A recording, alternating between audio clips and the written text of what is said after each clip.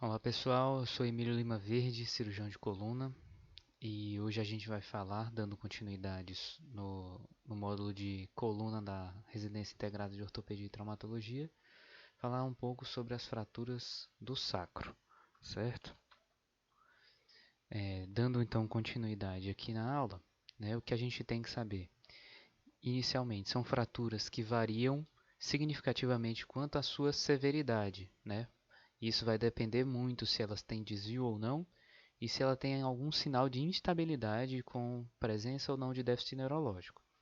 A qualidade óssea e a direção da energia, o mecanismo de trauma aplicado, vão fazer diferença em como essa fratura vai se comportar, podendo elas ser associadas muitas vezes a fraturas de pelve, ou avulsões, fraturas patológicas ou transversas isoladas ou oblíquas, certo? A abordagem sistemática diminui muito essa morbidade. Então, traumas de alta energia, por exemplo, que você já consegue visualizar uma fratura de pelve ou uma fratura de fêmur, você nunca pode deixar de prestar atenção ou perceber se não tem uma fratura de sacro associada. Como a epidemiologia ela tem uma característica bimodal, jovens geralmente trauma de alta energia, idosos queda de própria altura, baixa energia. Média e alta energia geralmente vem associada a traumas pélvicos, né? E em 5 a 10% dos casos ela pode ser uma fratura isolada, mas 40 a 45% dos casos a gente tem uma fratura pélvica associada.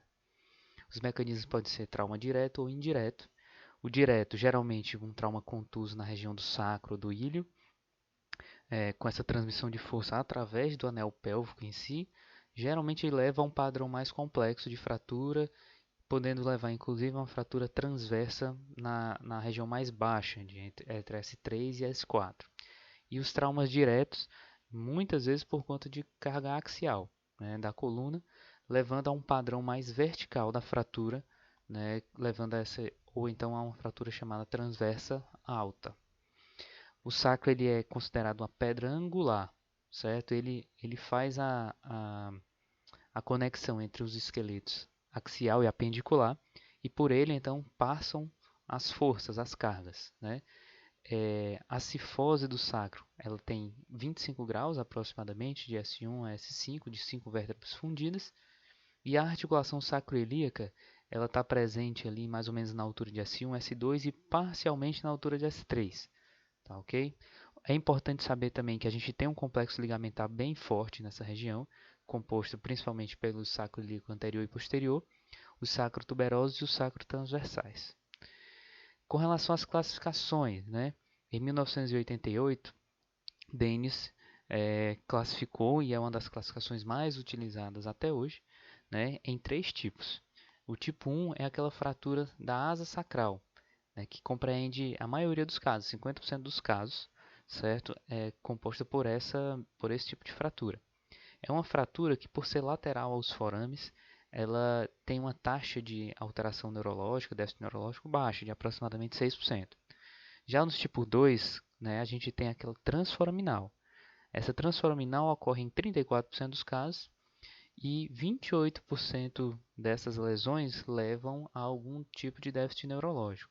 A maioria das vezes ela é unilateral e pela sua posição a gente pode ter o que a gente chama de Faraut síndrome. Faraut síndrome é a compressão da raiz de L5.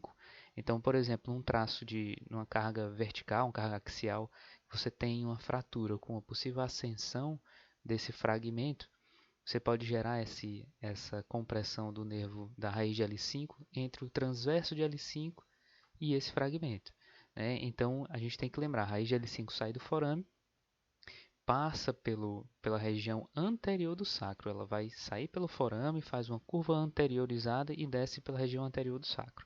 Então, qualquer lesão, mais ou menos nessa altura aí, pode desencadear essa síndrome. Já as lesões do tipo 3 são as lesões que acometem o canal central. Representam 16% delas, mas 57 a 60% podem levar a algum déficit neurológico associado. Já em 76% do caso, você pode ter essa tríade aí, né? Esse acometimento, tanto vesical como intestinal e sexual também. Tá? Roy Camille, posteriormente, né? Na verdade, Roy Camille, assim, ele até fez essa classificação, mas foi uma classificação que utilizou basicamente as fraturas que acometiam a região central, que hoje a gente considera, né, a zona 3 de Dennis, tá? Classificou em 4 tipos, tá? O tipo 1 é uma fratura onde você visualiza somente uma flexão do sacro, da região superior do sacro. Não houve nenhuma translação. O tipo 2, você tem uma flexão, mais um leve deslocamento posterior do fragmento proximal, certo? O tipo 3 você já tem um deslocamento anterior dessa região. E o tipo 4 você não tem deslocamento, mas você tem sinais de cominuição. Então isso é importante para você saber, no momento da fratura, como é que estava a posição de quadril e da coluna lombar. Né? Então, geralmente na 1 e 2, que são relacionadas à flexão, a coluna lombar estava em flexão no momento do trauma. Tipo 3, coluna e quadril estavam em extensão, então essa extensão fez com que o deslocamento fosse anteriorizado. E no tipo 4, onde você não tem desvio, normalmente a coluna lombar estava neutra. A carga gerou essa cominuição, certo? Também uma classificação importante. A gente tem também uma classificação de Eisler. Essa classificação ela fala das variações do tipo 2 de Dennis. Então, o traço de fratura vai passar pelos forames, né? Mas a gente tem que saber na região proximal o que é que aconteceu com esse traço. Então, para definir se você tem uma estabilidade ou instabilidade lombosacra, tá? Então, o tipo 1, que é na figura A, o que é que a gente vê? Que é um traço de fratura que passa pelos forames, mas ele está lateral à faceta articular L5-S1. Então, o fragmento maior, digamos assim, o fragmento onde o sacro em si ele está firme ainda, certo? Por quê? Porque a faceta está dentro do fragmento principal, né? Aquele fragmento que está mais fixo. Então, se ela está lateral à faceta articular, é considerada uma fratura estável. Se você tem transfacetária, como na imagem B, a gente já tem sinais de instabilidade, tá? E uma instabilidade ainda maior se você tem esse traço no tipo 3, que é medial à faceta articular. Isso é para caracterizar se você tem uma fratura mais estável ou instável, ok? Existe mais uma classificação, né, que fala, assim, essa classificação não é em todo lugar que você vai ver, assim, mas é uma classificação já bem descrita, que é a classificação de Gibbons, que ela associa as fraturas de Dennis ao acometimento neurológico. Então, se você encontra o acometimento neurológico, você pode quantificar nessas graduações de 1 a 4, né? Sendo 1 quando você não tem déficit associado neurológico, 2 se você tem alguma parestesia ou somente alterações sensitivas, o tipo 3 quando você tem uma fraqueza motora ou perda do controle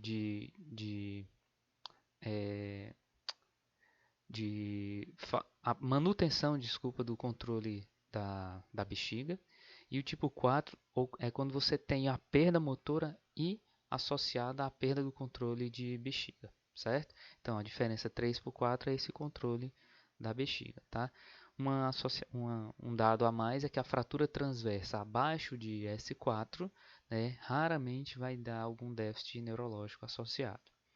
Então, a avaliação inicial do paciente pode ser um diagnóstico difícil no primeiro momento, primeiro atendimento, justamente porque você tem muitas vezes fraturas associadas, né? Então você vai ter lesões mais graves, como TCE, trauma tóraco-abdominal, tudo isso. Você vai ter que, claro, iniciar pela ATLS, mobilizar em bloco, mas tem que estar muito atento à presença de hematomas, alguma crepitação, alguma laceração a nível sacropélvico que pode sugerir-se uma lesão importante na região do sacro. Sempre procurar fratura exposta. Então, se tem essa suspeita, você tem que fazer um toque retal e, se em mulher, toque vaginal, para buscar a possibilidade de uma fratura exposta para dentro das cavidades, né? Para a região anal ou para a região vaginal. Se instabilidade hemodinâmica, fixar o anel pélvico, fazer o exame neurológico completo, isso é essencial, certo?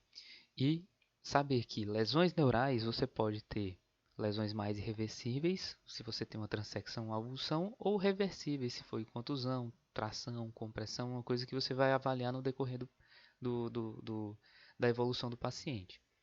Existe também a possibilidade de ter lesão neural tardia, e isso é uma coisa que a gente tem que estar muito atento, porque a gente pode ter a formação de um hematoma epidural, uma fratura dessa do sacro ao colar espontaneamente, você não tinha uma compressão, a formação do calo ósseo pode desencadear essa compressão ou até um deslocamento do fragmento que inicialmente não estava causando nenhuma lesão. Com relação à eletroneuromiografia, é muito limitado na fase aguda, mas você, com o passar do tempo, algumas semanas, pode começar a identificar problemas esfincterianos, né, distúrbios esfincterianos. Inicialmente, radiografia, né?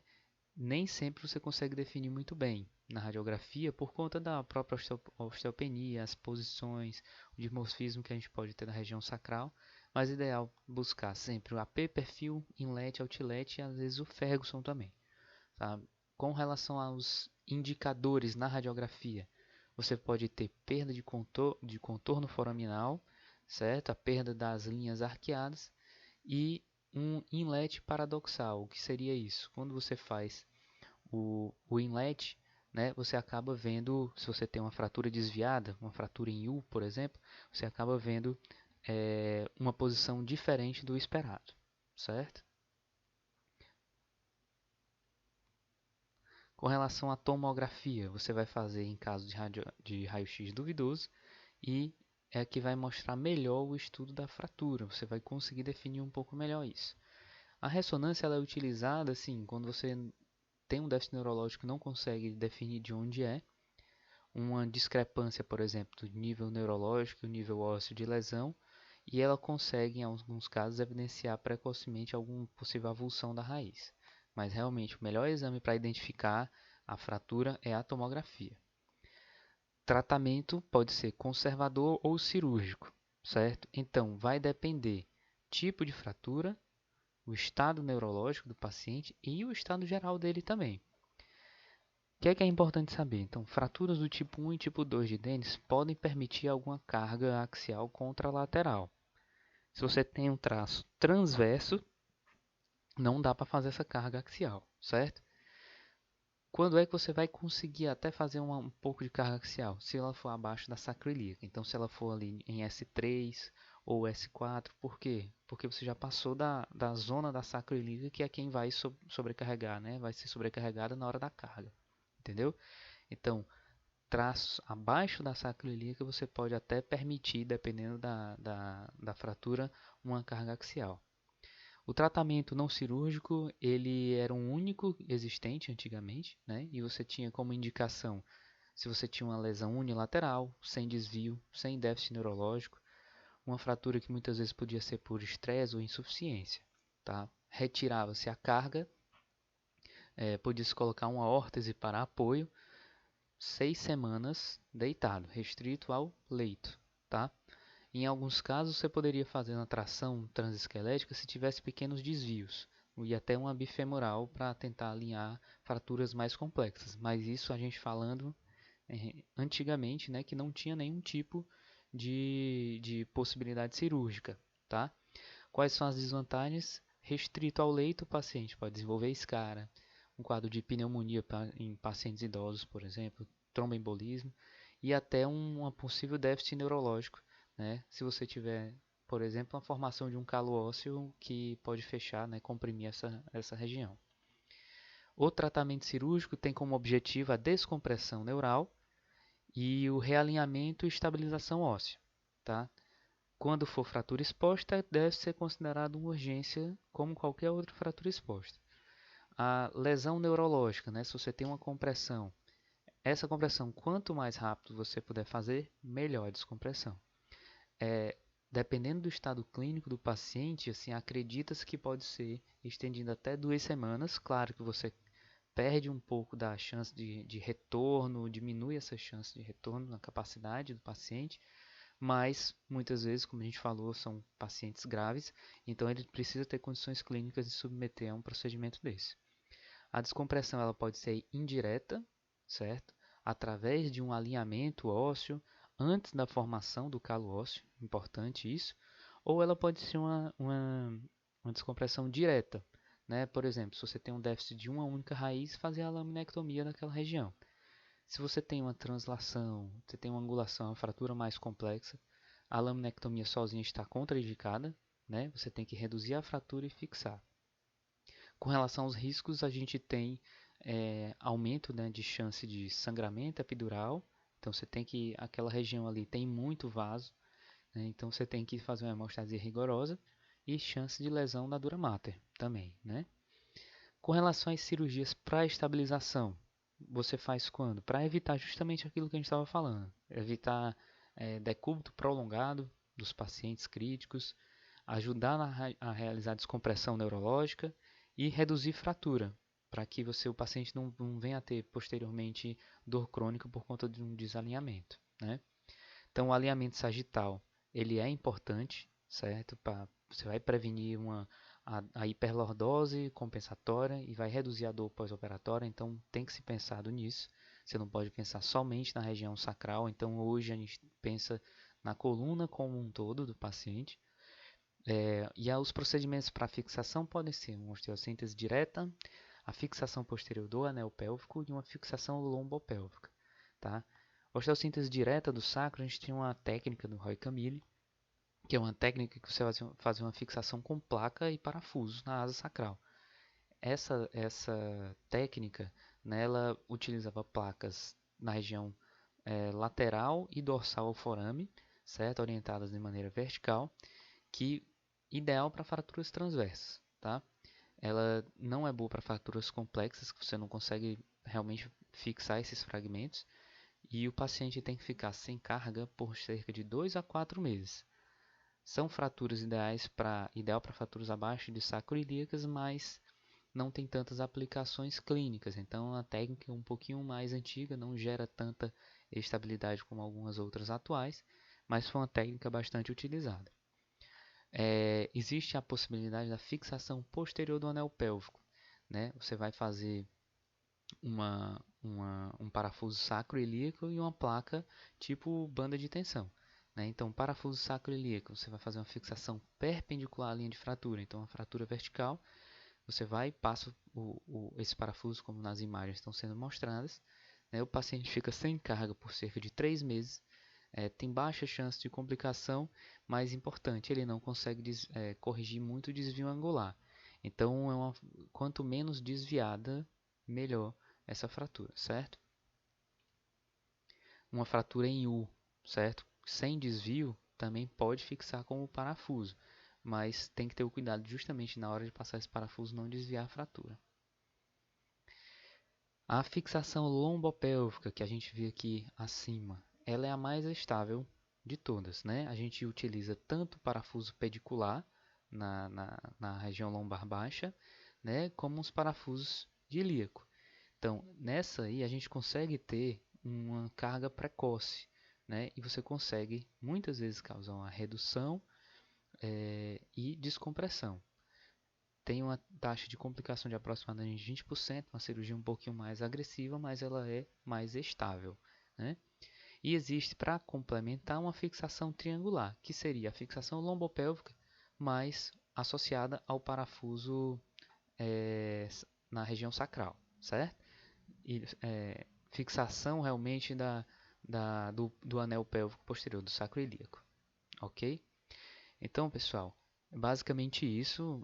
A gente não vê tanto essas fraturas de sacro, mas elas estão presentes e tem que saber como manejar, saber as possíveis complicações. Obrigado.